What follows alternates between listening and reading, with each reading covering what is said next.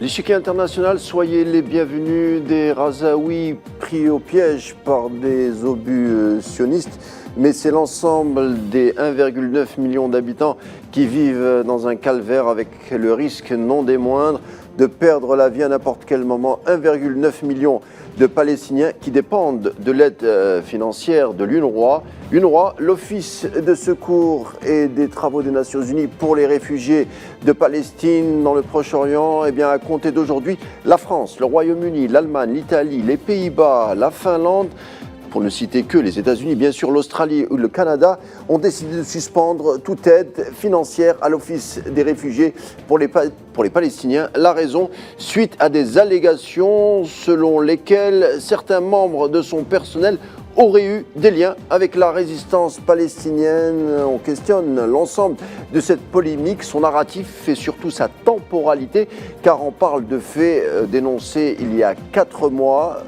Pourquoi le couperet tomberait seulement aujourd'hui? On verra que ce n'est pas le fait du hasard. On en parle de ça et de bien d'autres choses avec notre invité. Les discussions débutent dans quelques secondes.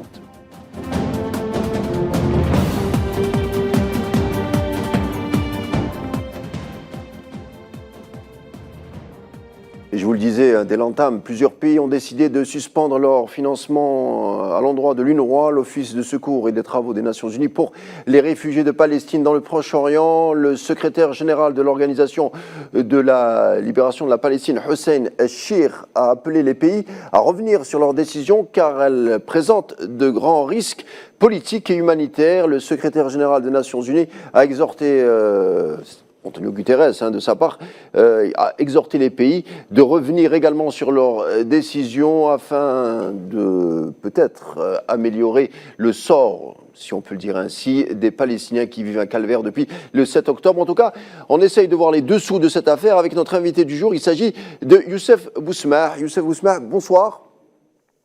Bonsoir à vous. Militant et surtout spécialiste de l'histoire de la Palestine, merci d'être des nôtres. C'est un honneur. L'honneur est partagé. Alors, la France vient de s'ajouter à la liste des pays qui suspendaient jusqu'à présent leur financement à l'UNRWA. Il faut le dire, une très mauvaise nouvelle pour les 1,9 million de Palestiniens sur fond, une décision qui arrive sur fond de bombardement et de la famine qui s'installe. Un premier commentaire. Le premier commentaire, c'est que cette décision est une décision inique, moralement, et qui est aussi une décision illégale. Et je pense que l'UNRWA, et en tout cas les représentants de l'UNRWA, vont rester en justice par rapport à une décision qui est, je le répète, qui non seulement est moralement totalement condamnable, mais qui en plus est illégale, et on pourra en dire un mot par la suite. Alors on va essayer d'en comprendre les dessous avec vous, Youssef. Alors l'UNRWA est une organisation au cœur de la distribution de l'aide aux civils de la bande à Gaza. 13 000 personnes y travaillent, dont 99% sont des réfugiés de Gaza. Donc vendredi, l'UNRWA a indiqué que plus de 1,9 million de personnes à Gaza dépendaient d'une aide vitale que l'agence a fournie depuis que la guerre a commencé. Mais lorsqu'on s'est parlé au téléphone tout à l'heure, vous m'avez dit que depuis quelques semaines déjà, les attaques contre cette agence se multipliaient. Expliquez-nous. Absolument. Alors tout d'abord, cette agence, pour Gaza, c'est 1,9 million, mais n'oublions pas qu'elle s'occupe d'environ 5 900 000 Palestiniens en tout. Et que la menace qui pèse sur l'UNRWA ne pèse pas uniquement sur les réfugiés de Gaza, mais aussi sur tous les réfugiés d'environ 60 camps de réfugiés qui existent au Proche-Orient, 58, 59. C'est-à-dire que c'est près de 5 800 000 Palestiniens, 900 000, qui dépendent uniquement de l'aide de l'UNRWA. Ça, c'est une première chose. Donc, l'impact est beaucoup plus considérable. Alors, bien sûr, il est plus important en ce qui concerne la situation à Gaza, qui est absolument catastrophique, qui est absolument horrible. Voilà. Ça, c'est une première chose. Mais il y a même longtemps, pas uniquement plusieurs semaines, mais il y a même longtemps que l'entité sioniste veut se débarrasser de l'UNRWA. Et on va pouvoir revenir sur les raisons. Elles sont évidentes. Mais il y a longtemps, ce n'est pas la première fois, depuis toujours, comment l'entité sioniste réclame la dissolution de l'UNRWA, parce que je rappelle que, en fait, le statut de l'UNRWA et la reconduction de son action est faite tous les 3 ans environ. Hein, tous les 3 ans environ. Donc là, nous sommes sur un nouveau mandat qui court jusqu'à 2026.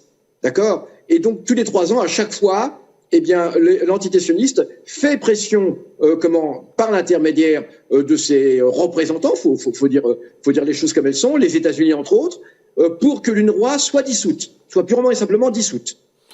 Alors, on va en parler, bien entendu. Par déontologie journalistique, on va bien sûr parler des accusations portées contre l'UNRWA. Hein. Mais avant un mot du timing, hein. Serions-nous de mauvais esprit que de dire que cette suspension des États-Unis, bon, elle remonte un peu, mais de la Grande-Bretagne, le Canada et de la France intervient le jour même où la décision de la CIJ, la Cour internationale de justice, reconnaissait le risque de génocide à Gaza?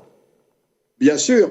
Bien évidemment que le timing est très important, ce n'est pas un hasard, c'est une sorte de vengeance hein, de la part de ces régimes qui n'ont pas du tout digéré cette victoire judiciaire, puisque cette décision de la Cour de justice hein, eh bien, confirme tout à fait les accusations qui sont portées de génocide en cours à Gaza, et c'est une façon de se venger hein, donc des Palestiniens en général et de l'agence dont on sait qu'elle est absolument fondamentale pour les Palestiniens.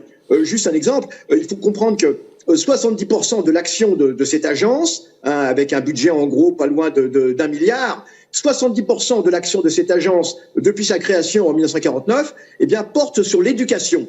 Hein, porte sur l'éducation, et c'est ce qui a fait d'ailleurs que le peuple palestinien a été considéré comme un des peuples les mieux éduqués du Proche-Orient, grâce aux écoles de l'UNRWA, puisque en plus 99% du personnel de l'UNRWA sont des Palestiniens eux-mêmes. Hein, donc c'était vraiment une agence qui a montré son efficacité en matière d'éducation, et c'est ce qui faisait qu'effectivement le peuple palestinien était un des peuples les plus instruits du monde, hein, réellement, en dépit de leur situation terrible. Les Palestiniens ont beaucoup investi dans l'éducation.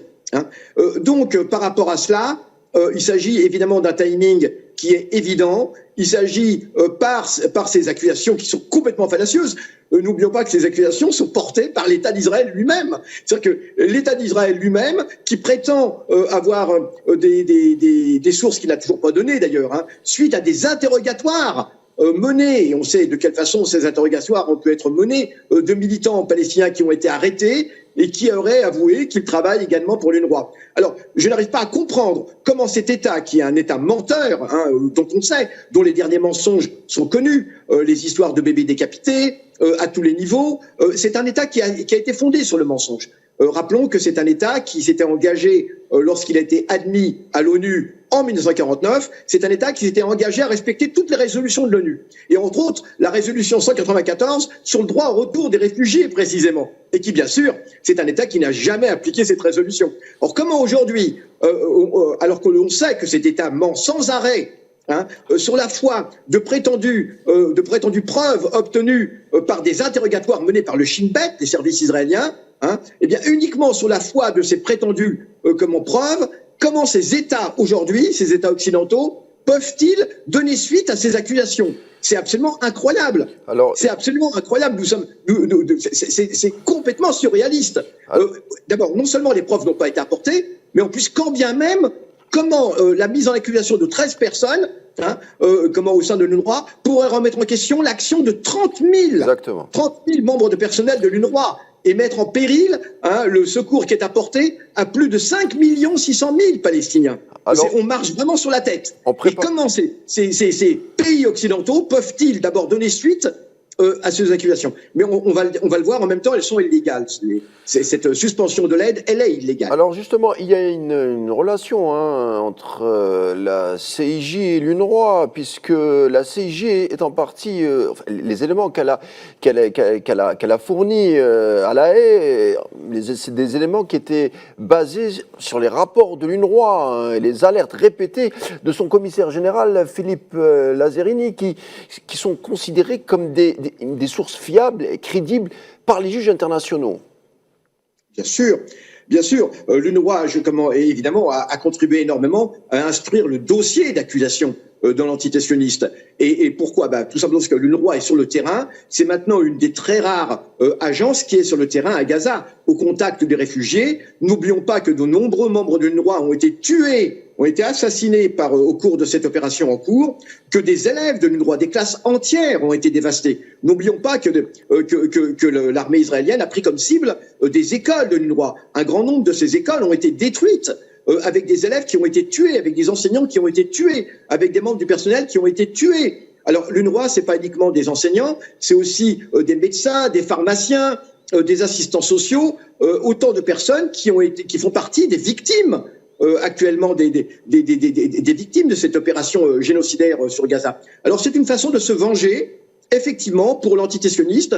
Hein, c'est une façon de rendre inopérant et surtout de paralyser l'action de l'UNRWA.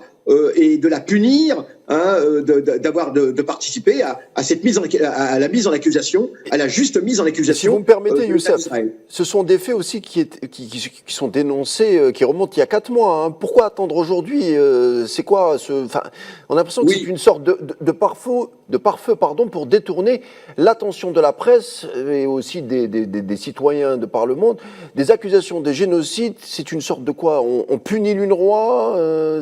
Oui, bien sûr, c'est un rideau de fumée. On punit l'UNRWA et puis surtout, eh bien, on essaye de faire oublier la mise en accusation spectaculaire de l'entité sioniste, parce que c'est rare, ça n'arrive pas souvent, hein, mais ce procès, ce verdict de la Cour de justice, hein, eh bien, Israël essaye de le faire oublier par une mise en accusation. Vous savez, quand on est accusé, eh bien, on essaye soi-même, hein, eh bien, de contre-attaquer en accusant. Hein, et donc c'est vraiment pour faire oublier cette mise en accusation, parce que c'est la véritable information de ces derniers jours. Israël actuellement procède à un génocide dans la bande de Gaza. Et donc, ce qui est étonnant, alors c'est pas étonnant de la part de l'entité sioniste. Ce qui est étonnant, c'est effectivement que des pays qui prétendent avoir comme principe, et entre autres l'Union européenne, qui prétendent avoir comme principe la justice, hein, et l'égalité, eh bien, comment ces pays peuvent-ils marcher dans cette combine, marcher dans cette opération de blanchiment de l'État d'Israël, puisque l'État d'Israël veut apparaître comme étant lui-même la victime des Palestiniens à travers l'UNRWA.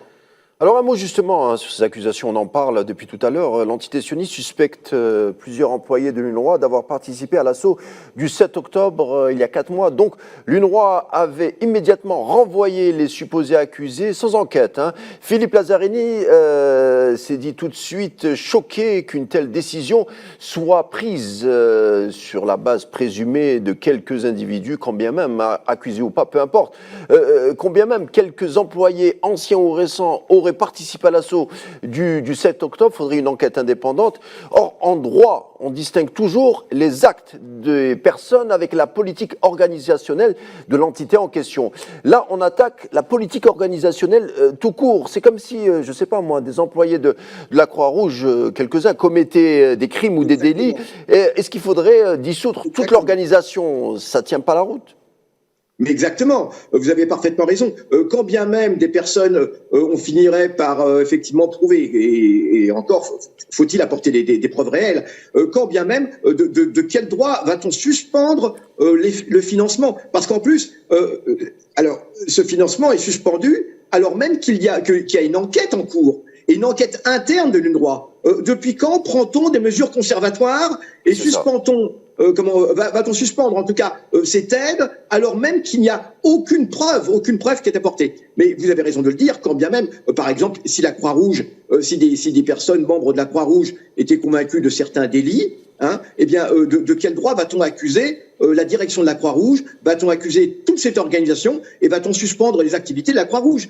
Mais il en va de même pour toutes les autres agences de l'ONU en ce qui concerne l'UNRWA. Oui, vous avez raison, c'est une décision qui en plus, je pense au plan judiciaire, hein, ne marchera même pas, ne peut pas fonctionner. C'est-à-dire que si l'UNRWA aujourd'hui, je pense que l'UNRWA, et j'ai entendu dire que l'UNRWA allait réagir par le biais de son avocat, de ses avocats, eh bien c'est quelque chose qui ne marchera pas, qui ne peut pas être accepté. Si on en ajoute aussi un autre élément, c'est que cette agence qui a été donc créée par les Nations Unies, elle doit apporter un secours à ces réfugiés. Elle n'a pas le droit de cesser d'apporter ce secours aux réfugiés. elle n'a pas le droit. Hein, parce que le problème, c'est pas uniquement les 30 000 personnes qui travaillent pour l'UNRWA, mais ce sont toutes les personnes qui dépendent de l'aide de l'UNRWA. Donc de quel droit, même au plan judiciaire, c'est absolument illégal. Cette situation des réfugiés, c'est l'ONU qui en est responsable. C'est l'ONU par la création de l'entité sioniste, hein, enfin, qui en tout cas en reconnaissant cette création, hein, eh bien l'ONU se rend responsable du sort de ces réfugiés par le fait que l'ONU accepte qu'Israël n'applique pas cette résolution 194 sur le droit au retour des réfugiés. Eh bien l'ONU prend la responsabilité de toutes les conséquences. Et les conséquences, c'est entre autres cette situation des réfugiés. Donc que l'ONU commence par faire appliquer à Israël cette résolution 194, hein, et ensuite l'ONU pourra effectivement donner des leçons. Mais c'est ça qui est absolument incroyable, c'est que l'ONU n'a pas le droit aujourd'hui de suspendre cette aide. Alors que des États donateurs baissent leur contribution, et d'ailleurs c'était le cas des États-Unis. Rappelons que les États-Unis ont quand même baissé de 50% l'aide qu'ils donnaient auparavant à l'UNRWA. À l'époque de Trump. Justement, les États-Unis, un des pays qui fait partie des importants pays donateurs, ou plutôt contributeurs à l'UNRWA, une suspension, on le redit, hein, sans enquête, mais sur la base d'accusations de la part de l'entité sioniste. Il y a aussi l'Allemagne, hein, la France, et l'Angleterre, le Canada, enfin, je ne vais pas faire toute la liste, il y a l'Italie aussi, mais d'autres pays comme la Norvège et l'Irlande, à contrario, assurent à l'UNRWA de leur soutien pour la survie des Palestiniens. Suspendre l'aide serait une violation des obligations au regard des conventions de 1948, surtout que ces pays qui ont suspendu leur aide n'ont proposé aucune alternative. Alors Israël voudrait substituer d'autres agences qui seraient à sa dévotion, évidemment, et qui seraient beaucoup plus malléables. Les accusations, elles portent par exemple, alors d'une façon générale, en dehors de ces accusations portant sur la participation supposée de membres de l'UNRWA à l'opération du 7 octobre, eh bien ce serait que dans les livres de l'UNRWA, il y aurait des incitations à la haine. Mais tout cela n'a jamais été prouvé. Tout cela n'a jamais été prouvé, je le dis bien. Hein. Ces livres ont été inspectés en long, en large et en travers. Il n'y a absolument aucune éducation à la haine. Ce sont des mensonges. Je lisais aujourd'hui qu'une représentante de l'État d'Israël aurait dit qu'il y avait dedans des incitations à tuer les Juifs. C'est absolument faux. C'est un mensonge total, d'accord. Et donc Israël voudrait donc que cette agence soit dissoute et qu'elle soit remplacée par des agences qui seraient beaucoup plus à la dévotion de l'État d'Israël. Agence onusienne ou pas? Alors indépendante? Non. Même pas forcément, d'ailleurs, ça n'a pas été dit, mais en tout cas n'importe quoi, sauf l'UNRWA, parce que l'UNRWA, comme on l'a dit, l'UNRWA et l'immense majorité des fonctionnaires de l'UNRWA sont des Palestiniens eux-mêmes. Donc il est évident que un Palestinien, et c'est logique, hein, eh bien un Palestinien va transmettre l'amour de la Palestine, ce qui est tout à fait normal. Comme dans les manuels scolaires israéliens, je suppose qu'on exalte le sentiment national sioniste, hein, d'accord. Donc, et comme dans n'importe quel pays. Hein. Donc pourquoi est-ce que les Palestiniens n'auraient pas le droit eux aussi, hein, voilà. Et c'est ce qu'on leur reproche. Alors, ce que je veux dire, c'est que aujourd'hui, eh bien, il voudrait que ce soit remplacé donc non seulement par d'autres agences, mais à la limite même, le but est de disperser les réfugiés, hein, de faire de telle sorte que les Palestiniens n'aient plus ce sentiment de faire un peuple et que cette situation des réfugiés soit traitée de façon individuelle et non pas de façon collective en tant que peuple. Vous voyez, comme si c'était simplement une question humanitaire, comme si c'était simplement une question humanitaire. Et puis surtout qu'éventuellement, ces réfugiés eh bien, se dissolvent dans le Moyen-Orient, hein, et finalement perdent tout sentiment, toute attache avec la tout patrie. Tout ancrage et tout enracinement. Voilà. Alors, on l'a dit, hein, il n'y a pas eu d'enquête. Hein, il faudrait par ailleurs faire une enquête pour étayer ceci ou cela. Mais une enquête, c'est ce qui est engagé à faire, hein, l'UNRWA. Mais pour cela, il faudrait bien entendu des journalistes indépendants ou des enquêteurs. Mais aussi, il faut enquêter sur le terrain. C'est-à-dire, il faut aller recueillir des données, des témoignages. Mais sauf que l'entité sioniste bloque l'entrée de ces supposés enquêteurs à Gaza. Comment peut-on aboutir à une quelconque conclusion concrète selon l'entité sioniste dans ces conditions-là? Mais vous avez raison de le dire. L'entité sioniste ne veut même pas qu'il y ait d'enquête sur le 7 octobre. Vous voyez, c'est que déjà c'est un vrai problème, c'est que pour pouvoir enquêter et savoir si effectivement des membres de l'UNRWA ont participé à cette action du 7 octobre, encore faudrait-il qu'il y ait une enquête sur le 7 octobre et sur ce qui s'est passé. Or, l'entité sioniste ne le veut pas parce que elle craint évidemment, eh bien que l'on pointe du doigt ses propres responsabilités dans un certain nombre de tirs qu'on appelle les tirs amis, et qui sont maintenant tout à fait avérés.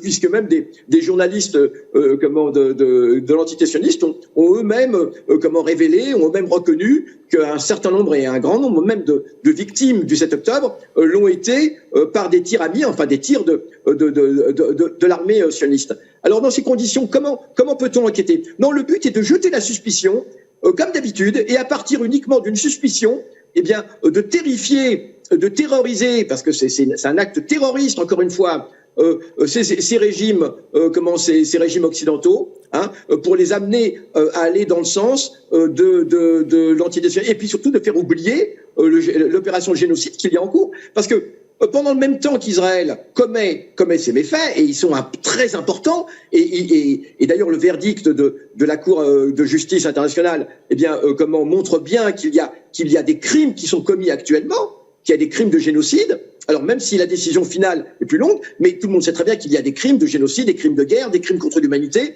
quantité de crimes.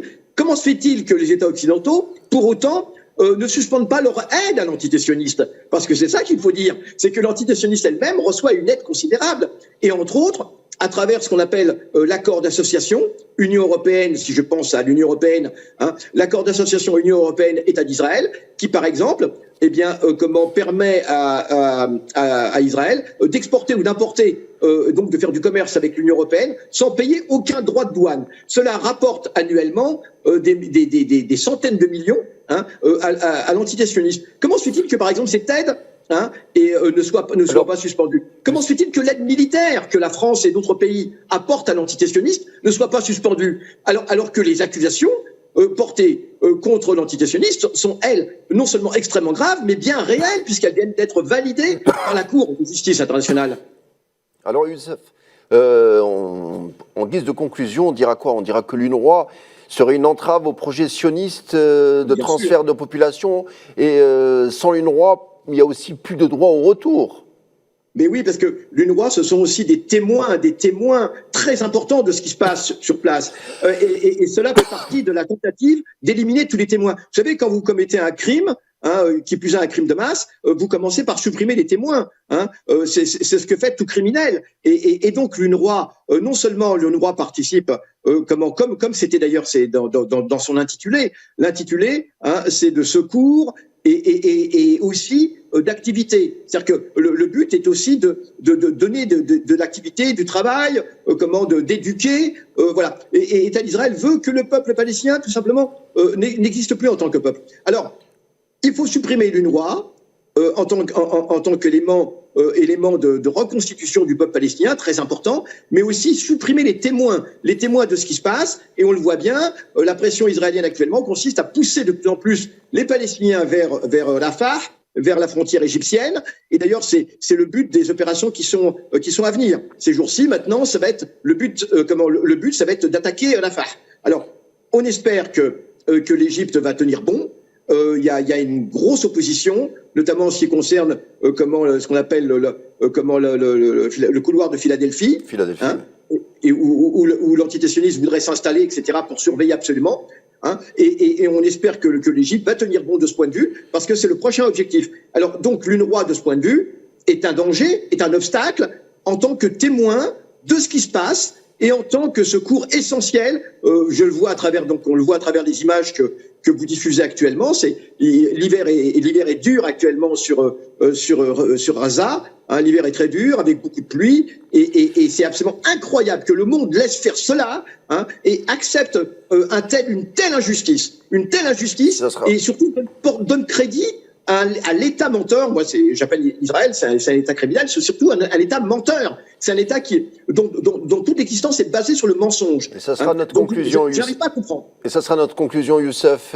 Merci d'avoir été des nôtres, d'avoir enrichi la discussion. C'est un honneur. J'espère vous avoir très bientôt pour discuter d'éventuelles évolutions de la situation sur le terrain. L'échiquier international arrive à sa fin. Merci de l'avoir suivi. Je vous laisse avec la suite des programmes sur RAL 24 News et vous dis à demain.